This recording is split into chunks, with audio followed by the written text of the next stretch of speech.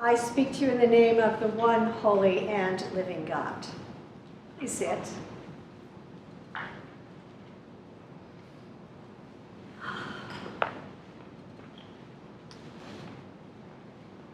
It was the beginning of my ministry at a large Episcopal church, and each of the four priests had a distinctive ministry portfolio. Mine included benevolence. And when I said to the rector, I know what benevolence is, but what am I supposed to do about it? He said, oh, you'll figure it out. Whereupon, I kind of forgot about benevolence and went about doing the things that I thought I knew how to do. Well, all was well until one morning the receptionist buzzed me and said, Reverend Debra, you've got a call on line 3. Oh, Madeline, who is it? It's Mr. Extranjero, a benevolence call. Shall I tell him you're busy and you can get back to him when you feel like it? Yeah, I think that's a good idea, Madeline. Well, the truth is, I was not busy at all. Nothing I was doing was actually very important. There was nothing pressing keeping me from taking that call. A little while later, Madeline wanders down to my desk in my office and hands me the number to Mr. Extranjero, and I'm just sitting there, kind of beleaguered and bewildered. What am I supposed to do now? And this went on for a while until it occurred to me, Deborah, you're not going to get anything done until you make this phone call. So I drew myself together and picked up the receiver and called. Good morning, Mr. Extranjero. This is Reverend Debra Asis. I'm calling from Church X, and what may I do for you? Now, I fully expected a swift and certain response. I need money for rent or for my child's doctor, but no. I was stunned with this flood of words. It was like a litany of misfortune. The story of this man's life from his early childhood into every nook and cranny of his very long life. These details were pouring out over me. I could feel myself getting agitated, my foot tapping, my stomach turning, my mind racing. This is just too much information. What am I supposed to do with this? I mean, really? He's not even a parishioner. I don't know who this person is. This is taking far too long. And then my attempts to sort of interrupt and redirect the conversation, futile, utterly futile. And so I finally just leaned back in my chair and listened. And I listened until Mr. Extranjero ran out of words. And I said again, what may I do for you, sir? And then almost apologetically, he replied, would you pray with me?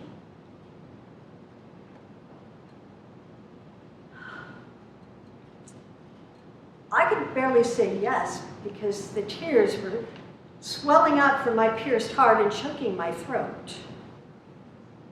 Would you pray with me?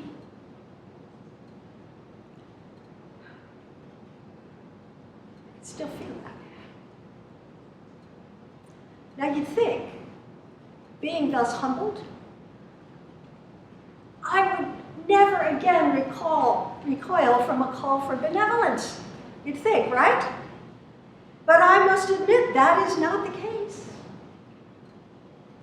As St. Paul succinctly explains to the Romans, for I do not do the good I want, but the evil I do not want is what I do.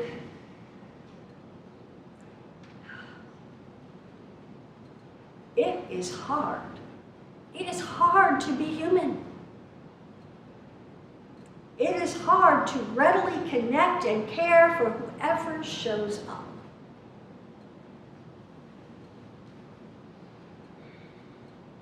And I think that's why I really love this morning's gospel text according to Matthew.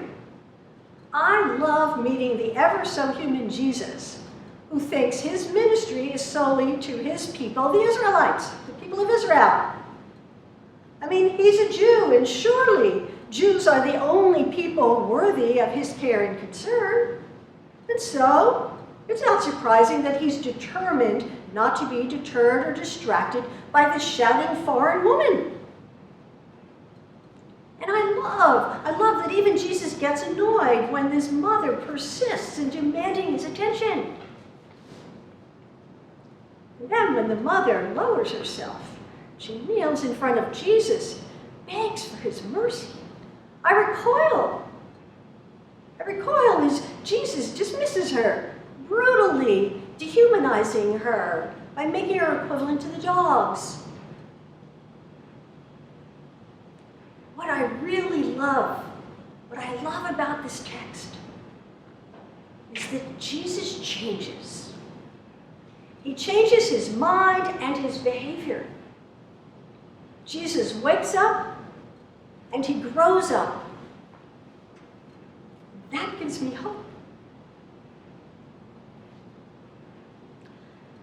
When we meet Jesus this morning, he is operating from a conventional, conformist point of view. It's an ethnocentric point of view. It's not surprising. He was a person of his time, and he is complying with the essential practices, laws, and accepted behaviors of his people. People whose social, cultural, and religious conventions dictate who is in, who is out, who is deserving, who is not. Now, there's another word for this, and it's tribalism. Tribalism is loyalty to a particular group. Now, it can be racial or religious or political or ethnic or whatever. And loyalty to a group can be a good thing, good for its cohesion. But it also can be problematic. It can lead to prejudice and bigotry, inhumanity, and violence. I think we're seeing some of that today, aren't we, people? Jesus and lots of people, about 70% of the people in this world, are operating out of this ethnocentric perspective, which simply means they can only see within the context of their group. Tribalism. Jesus is simply behaving as is expected in his tribe. Canaanites are not one of us, therefore they do not deserve our care and connection. And Jesus is operating from this perspective until this persistent mother's pleas for mercy pierce Jesus' heart. And then, riding on the swelling up compassion that flows out of his heart, Jesus is changed. This is how consciousness evolves. And his consciousness evolves to an expanded, universalizing perspective, recognizing the value of this particular woman, this foreigner. And he unequivocally gives her the mercy she asks for. So this is really important. Really, really important. We are witnessing Jesus' consciousness as it has grown from a conventional, conformist mindset, an ethnocentric mindset, to a universalizing perspective that affirms the value of all people. And of course, Jesus goes before most of us. Most of us are operating out of our Democrat or Republican or green or right or wrong or left or conservative or whatever perspectives. But Jesus is showing us the way to grow beyond that. And as he does, he realizes that his ministry is connecting and caring not only for his people, the Jews, but for all people. That's his ministry. That's the message to all of us. It's not about what group we belong to. It's not about our tribe or our race. It's about our humanity.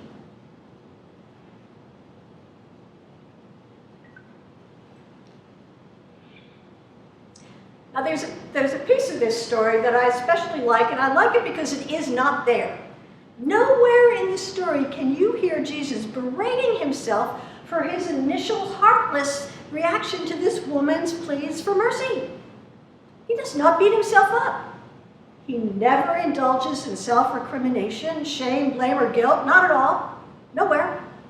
He does not pause to write in his journal and reflect on his evil ways. No. He doesn't say, oh, wait a minute, guys. I've got to go to the temple, do some ablutions, purify myself, make a sin offering, and I'll be right back. No.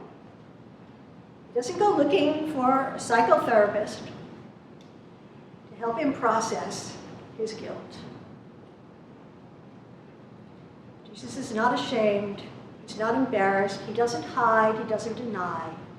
He simply allows his heart to be broken open. The compassion to rise up and to change his behavior. Jesus wakes up and Jesus grows up.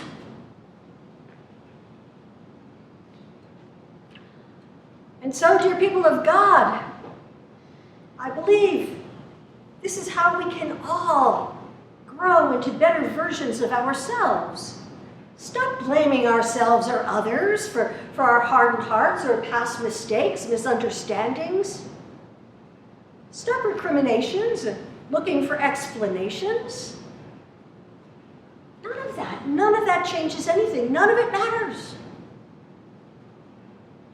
Just wake up. Grow up. Because we can be better versions of ourselves. And yes, it is ever so likely we will harden our hearts against other people's suffering. And we do that because we do not want to feel our own. But the thing is, suffering happens to us and around us. It's the great equalizer. Our great Franciscan teacher, Richard Rohr, has something famous to say about all this, and I'll paraphrase it. I've heard it many times. I don't know where I heard him say it. One of three things must happen for us to grow up and for our consciousness to evolve from this ethnocentric, tribal perspective to the universalizing, world-centric perspective. One of three things. Great disciplined prayer practice, which, frankly, very few of us actually do. That's what he says. I would agree. Great love, which very few of us actually experience. And great suffering, which none of us can avoid in the context of a life, either within ourselves, our loved ones, or the people around us.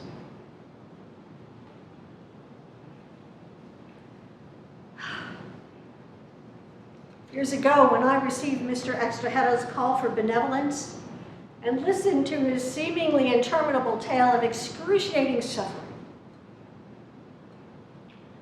I was utterly dumbfounded when the one thing he wanted was to pray with me.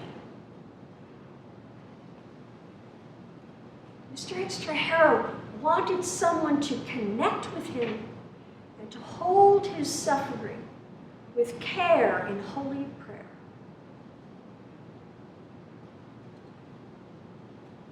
That's all.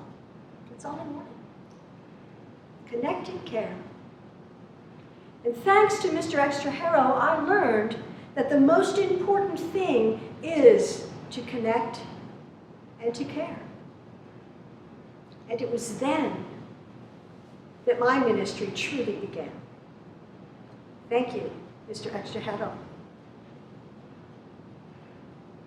Amen.